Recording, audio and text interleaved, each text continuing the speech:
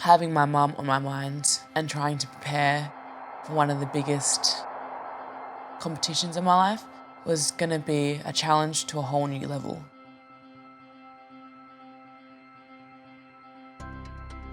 Me wanting to become an Olympian definitely started from when I was a very young child. I think it was when I was 4 or 5. I knew exactly what I wanted to do, and that was to be an Olympian. I had my mum, which ingrained it in me for my whole life, really. She bought me every single book, DVD, poster to do with the Olympics. She basically told me to never give up on it and never stop dreaming until you make it. One of my biggest mental challenges was yet to come.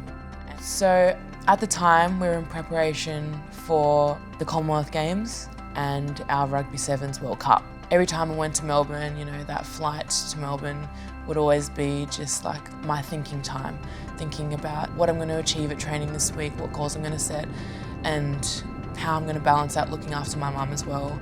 My mum had been sick quite a few times before this. She had overcome them every single time. It's like she was Superwoman. She could fight anything, and that's exactly what I had always thought. I got this phone call from my mum's doctor and also from my godmother saying that your mum has a brain tumour, and not just one, she has several, and we can treat it, but it's not going to save her life. And that's pretty much when I realised that this was a real nightmare that we were about to face together.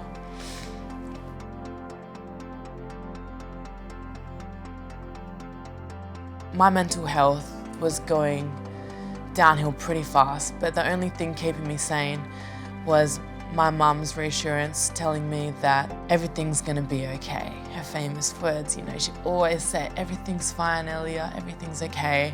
Like, don't be upset, because she always said, what will happen, but you have to be strong and you have to keep training. I thought of quitting many times. Anyone that knows me well knows that my mum is my number one in everything that I do. I said, I won't play this World Cup, and I'm just going to be with you here every single day, every day by your side, which is how we've always been.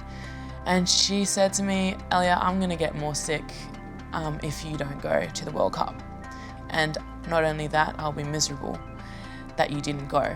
That was a shock to me. I thought, why wouldn't you want to be with me every day?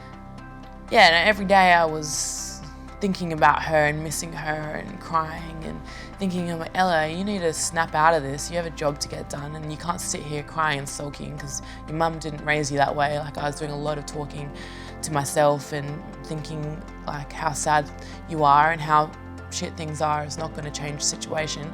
You need to do this job for mum and for the team and for our country. So I knew I had to really just put my sadness aside and get strong. When I told my team that, this is what mum wanted and this is what I was going to do, they were really stoked that I was going to play the World Cup. That 2 weeks I was in San Francisco with my team were, a huge challenge. But I was on the phone to my mum every day. We were FaceTiming. So at this stage, my mum was very, very, very sick. She couldn't even hold a phone. Every time I FaceTimed her, they had to control her phone, or I'd have to call the hospital to put me on the phone to my mum.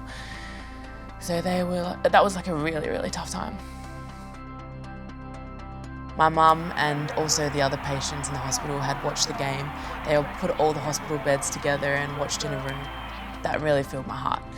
My team was really proud of our performance, especially in that final match to beat USA in USA. We got bronze in the World Cup. It wasn't gold, but it was still, it was still pretty great.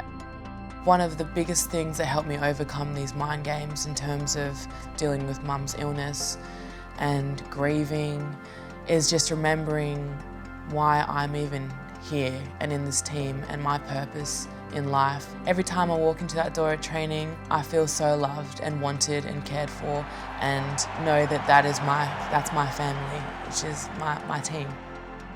In turn, I'll do anything for them. I'll put my body on the line for them every time I put on a green and yellow jersey.